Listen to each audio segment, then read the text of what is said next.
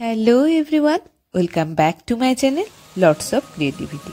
বসন্ত মানে চারিদিকে পলাশের সমাহার, আর সেই পলাশ ফুলের স্বাদ আস্বাদন করতে আমাদের এবারের ডেস্টিনেশন ছিল পুরুলিয়া। পাহাড়ি ঝর্ণা, শালপিয়ালের বন, লোকগান ঝুমুর, ছৌ মুখোশিগেরা গ্রাম সবকিছুই একসাথে ঘুরে দেখাবো আপনাদের। আর এটা হলো পুরুলিয়া আউটিং এর পার্ট 2। বহরমপুর থেকে পুরুলিয়া পৌঁছে ফার্স্ট ডেতে অযোধ্যা পাহাড়, upper dam, lower dam, Lahariya Shiv মন্দির ও ছড়িদা মুখোশ গ্রাম দেখে ওখানে কিছুটা ডিস্টেন্স পেরিয়ে রাস্তার ধারেই মা মঙ্গলা হোটেল অ্যান্ড লজে নাইট স্টে করেছিলাম 4 জনে, যেটা আগের পার্টে কভার করেছি। সেখানে সকালের ব্রেকফাস্ট কাম লাঞ্চ সেরে সকাল সকাল বেরিয়ে পড়েছিলাম অন্যান্য টুরিস্ট স্পটগুলো দেখতে। মা মঙ্গলা হোটেলের খাবারের কোয়ালিটি ও টেস্ট ছিল জাস্ট অসাধারণ। আমাদের সেকেন্ডের ফার্স্ট ভিজিটিং স্পট ছিল বামনি ফলস। বামনি ফলস যাওয়ার পথে রাস্তায় আরো 2-1টি ফলস পড়বে, চাইলে সেগুলো ভিজিট করতে পারেন। ও অযোধ্যা পাহাড়ের এই রাস্তাগুলি ছিল ভীষণই আঁকাবাঁকা। পয়েন্ট টু বি নোটেড, এখানে খুবই সাবধানে গাড়ি চালাবেন, কারণ একপাশে যেমন রয়েছে পাহাড়, অন্য পাশে কিন্তু খাদ। এইভাবেই অযোধ্যা পাহাড়ের সুন্দর প্রাকৃতিক দৃশ্য উপভোগ করতে করতে আমরা রওনা হয়েছিলাম আমাদের নেক্সট ডেস্টিনেশন বামনি ফলসের দিকে।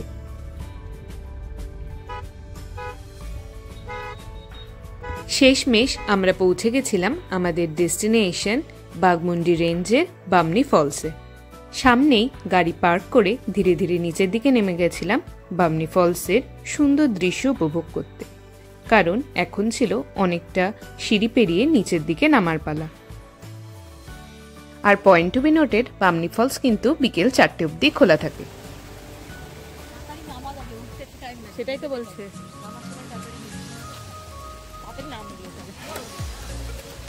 অযোধ্যা পাহাড়ের কোলে অবস্থিত বামনি ফলস পুরুলিয়া অযোধ্যার একটি অন্যতম পর্যটক স্থান। এখানে প্রায় 300 থেকে 350টা সিঁড়ি ভেঙে নিচের দিকে নামতে হবে সমগ্র ফলসটি ভালোভাবে দেখতে। মাঝে এরকম 2-1টি প্লেস আছে যেখান থেকে আপনারা বামনি ফলসে কিছুটা অংশ উপভোগ করতে পারেন, কিন্তু সমগ্র অংশটা দেখার জন্য আপনাকে একেবারে নিচের দিকেই নামতে হবে। তাই 350টা সিঁড়ি নেমে আমরা শেষ পর্যন্ত পৌঁছে গেছিলাম বামনি ফলসের নিচের দৃশ্য উপভোগ করার জন্য।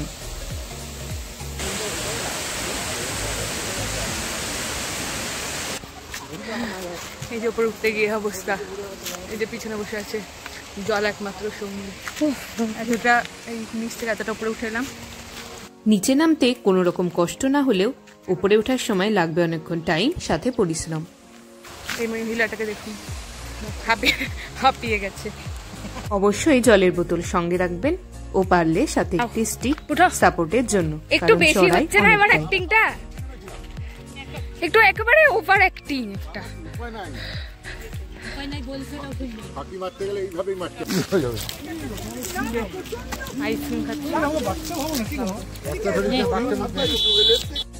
এবার আমরা চলে এসেছিলাম সেকেন্ড ডেস্টিনেশন মার্বেল লেকে। বামনি ফলস থেকে মাত্র 4 থেকে 5 কিলোমিটার মতো ডিস্টেন্স। এখানে কার পার্কিং এর চার্জ নেই। মার্বেল লেক ঢোকার মুখে অনেক ছোট ছোট দোকানপাট রয়েছে, যা ঘর সাজানোর সরঞ্জাম ও মুখোশে ভর্তি। ও বসন্তকাল ছিল, তাই প্রত্যেক দোকানেই ছিল পলাশ ফুলের মালার সম্ভার। মার্বেল লেকের সিনিক বিউটি ছিল অপূর্ব।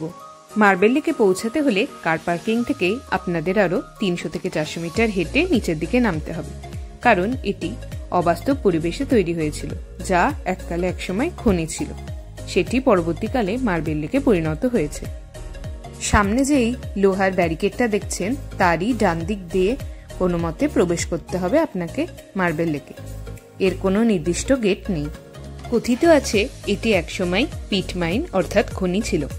জলবিদ্যুৎ প্রকল্প নির্মাণের জন্য পাহাড়গুলি ব্লাস্ট করা হচ্ছিল ও হঠাৎই এই হ্রদকে খুঁজে পাওয়া যায়। পরবর্তীতে ভূগর্ভস্থ জলের প্রবাহে জল জমে এটি হ্রদে পরিণত হয় ও অন্যতম পর্যটন স্থান হিসেবে পরিচিতি লাভ করে। এটি ছিল পুরুলিয়ার অযোধ্যা পাহাড়ের অন্যতম একটি টপ রেটেড ভিজিটিং প্লেস। बहती गंगा में हम भी हाथ धो लिए ও সবার মতো আমরাও সেখান থেকে লোভ সামলাতে না পেরে কিনে নিয়েছিলাম 10 টাকা দিয়ে মোট 30 টাকার 3টে পলাশ ফুলের মালা।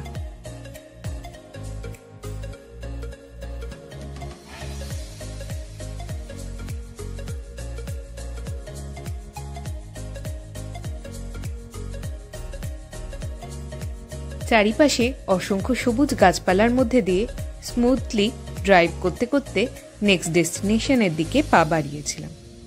পাখি পাহাড়টা অনেক দূরে হওয়ায় সেটিকে আর লিস্টে রাখিনি, কিন্তু আমি সাজেস্ট করব আপনারা যেন ওটা অবশ্যই ভিজিট করেন, কারণ গোটা পাহাড়টিতেই অসাধারণ আদিবাসীদের আঁকা কারুকার্য ও ছবি রয়েছে।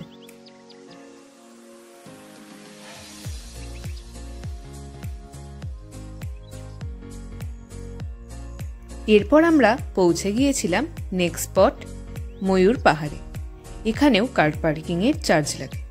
কার পার্ক করে আমরা এরপর হাঁটা দিয়েছিলাম ময়ূর পাহাড়ের উদ্দেশ্যে। এখানে মূলত একটি ওয়াচ টাওয়ার আছে, যেখান থেকে সমগ্র অযোধ্যা হিল ও তার চারিপাশের গাছপালা পাহাড় খুব সুন্দর দেখা যায়। এছাড়াও এখানে রয়েছে বজরংবলীর মন্দির।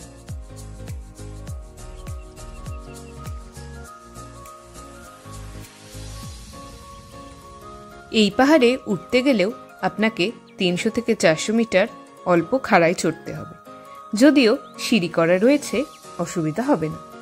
তবে পাহাড়ের উপরে ওয়াচ টাওয়ার থেকে চারিপাশের প্রকৃতি দেখতে অসাধারণ লাগছিল।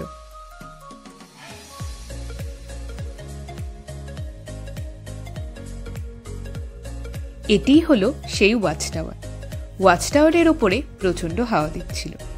মনে হলো এতক্ষণের ক্লান্তি পরিশ্রম যেন নিমেষের মধ্যে শীতল বাতাসের ছোঁয়ায় উধাও হয়ে গেল। তার উপরে cherry on the top is এত মনোরম সুন্দর সবুজে ঘেরা পরিবেশ।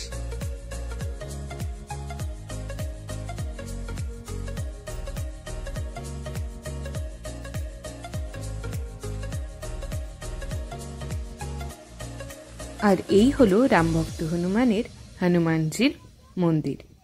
চারিপাশে এত পলাশ গাছের আধিক্য ছিল যে নিজেকে রেজিস্ট করতেই পারছিলাম না যতক্ষণ না নিজে হাতে ডাল থেকে পলাশ ফুল তুলতে পারছিলাম। মা ও বুনু তাই সেই কাজে লেগে পড়েছিল এই মহান উদ্দেশ্য সাধনে।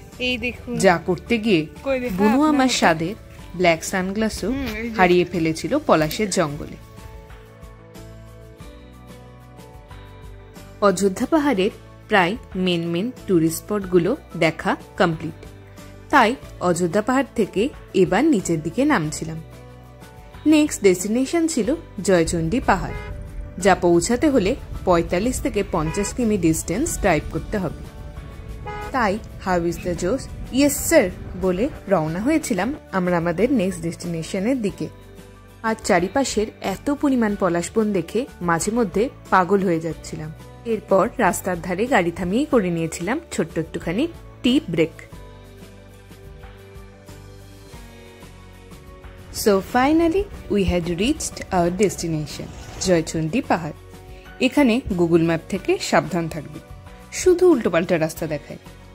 যদিও সমগ্র পুরুলিয়া ট্রিপটাই করেছি গুগল ম্যাপ বাবাজির ভরসায়, তাও টার্ন বা ব্যাক নেওয়ার সময় অবশ্যই রাস্তার লোক বা পথ চলতি লোকেদের কাছ থেকে জিজ্ঞাসা করে নেবেন। জয়চণ্ডী পাহাড় হলো সেই পাহাড়ই যেখানে হীরক রাজার শুটিং হয়েছিল। যে মা উঠে যাচ্ছে জয়চণ্ডীর দিকে, আর উঠো না। জয়চণ্ডী পাহাড়ে উঠতে গেলে আপনাকে 510টি সিঁড়ি অতিক্রম করে উপরে উঠতে হবে ও উপরে একটি মন্দির রয়েছে, যদিও আমরা এই পাহাড়ের উপরে উঠিনি। শেষমেশ আমরা চলে এসেছিলাম আজকের দিনে শেষ ডেস্টিনেশন গড় পঞ্চকুটে। পড়ন্ত বিকেল, সূর্য অস্ত যাচ্ছে, চারিদিকে পাহাড় ও তারই মাঝে রয়েছে গড় পঞ্চকুটের মন্দির। অসাধারণ লাগছিল চারিপাশের পরিবেশ। গড় পঞ্চকুট পশ্চিমবঙ্গের পুরুলিয়া জেলার পঞ্চকুট পাহাড়ের কোলে অবস্থিত একটি প্রত্নস্থল। কথিত আছে এই স্থানটি ওই অঞ্চল শাসনকারী শিখর রাজবংশের রাজধানী ছিল। এটি একটি ভগ্নপ্রায় পঞ্চরত্ন মন্দির। বর্তমানে এই পঞ্চকুট মন্দিরটি একেবারেই ভগ্নপ্রায় মন্দির ও এখানে শ্রীকৃষ্ণ, ও রাধার মূর্তি রয়েছে। সামনেই আখের দোকান থাকায় সেখানে আখের রসে গলা ভিজিয়ে ঘুরে দেখেছিলাম এই মন্দিরের চারিপাশটি। গড় পঞ্চকোট প্রায় 5 মাইল বিস্তৃত একটি দুর্গ ছিল। এই গড়ের চারিপাশের প্রতিরক্ষা ব্যবস্থা 12 বর্গমাইল এলাকা জুড়ে বিস্তৃত ছিল এবং এটি পরীক্ষা দিয়ে ঘেরা ছিল। মূল দুর্গ পাথরের দেওয়াল দিয়ে ঘেরা ছিল, কিন্তু বর্তমানে অধিকাংশ স্থাপত্যই ধ্বংসপ্রায় বা অবলুপ্তির পথে। এই স্থানে বেশ কয়েকটি মন্দিরও আছে যেগুলি উপযুক্ত সংরক্ষণের অভাবে ধ্বংসস্তূপে পরিণত হয়েছে। আর এই যে চারিপাশে দেখতে পাচ্ছেন যে ভগ্নপ্রায় অংশ, সেগুলি এইগুলোর বর্ণনা করে। 1872 খ্রিস্টাব্দের লিপি অনুসারে মল্লরাজ বীরহাম্বীর নামের উপস্থিতি লক্ষ্য করা যায়, যা থেকে প্রমাণ পাওয়া যায় যে পঞ্চকোট রাজ্য মল্লভূমির অধীনস্থ হয়েছিল। গড় পঞ্চকোটের সর্বাপেক্ষা উল্লেখযোগ্য মন্দির হল পঞ্চরত্ন টেরাকোটা মন্দির। এছাড়াও রয়েছে এখানে কঙ্কালী মাতার মন্দির ও অন্যান্য দেবী মন্দির, যেমন কল্যাণেশ্বরী দেবী মন্দির।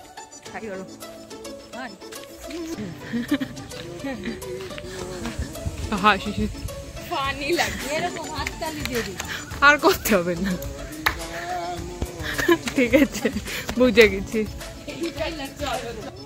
2 খরগোশপ্রেমী মহিলা খরগোশ পেয়ে আদর করা শুরু করে দিয়েছিল। গড় পঞ্চকোট দেখে সেই দিনের এন্ড করেছিলাম ও রাতের অন্ধকারে চলে এসেছিলাম বরন্তী ড্যাম ও হিলের পাশে একটি হোটেলে। সেখানে নাইট স্টে করে পরের দিন ছিল ভেটিরাঙ্গান্তির পাগল করা পলাশ বনের জঙ্গল দেখা। সো ছোট করে একটা হোটেলের রুম ট্যুর দিয়ে দিলাম। 2 বেডস আর দেয়ার।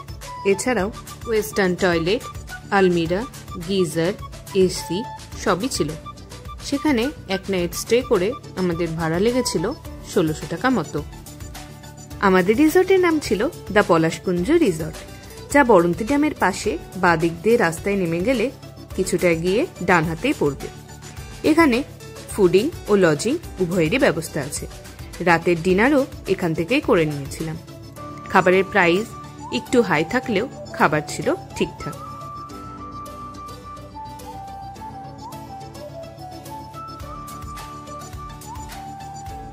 বরন্তী ড্যামের আশেপাশে কোনো খাওয়ার হোটেল নেই বললেই মেনলি চলে। আপনারা যেই হোটেলে স্টে করবেন বা রিসর্টে স্টে করবেন সেখান থেকেই পেয়ে যাবেন খাবার ব্যবস্থা। আমরাও রাতের ডিনার তাড়াতাড়ি সেরে ঘুমোতে চলে গিয়েছিলাম, কারণ আগামীকালই আছে এখানকার যে মেন অ্যাট্রাকশন সেটা দেখার পালা। আগের ভিডিওটিতে যেমনটি কথা দিয়েছিলাম আমাদের পুরুলিয়া প্ল্যানিংয়ের ডায়েরির নোট দেখাবো, সেটারই এক ঝলক শো করলাম। এখানে নোট করা ছিল মেন টুরিস্ট স্পটগুলো ও একটির থেকে আরেকটির ডিস্টেন্স কতদূর ও কোন দিনে কোনটি কভার করব। আজকের ভিডিওটি তাহলে এই পর্যন্তই। ভিডিওটি ইনফরমেটিভ মনে হলে অবশ্যই একটি লাইক করবেন ও চ্যানেলটিকে সাবস্ক্রাইব করে দেবেন। Thanks for watching this video and by.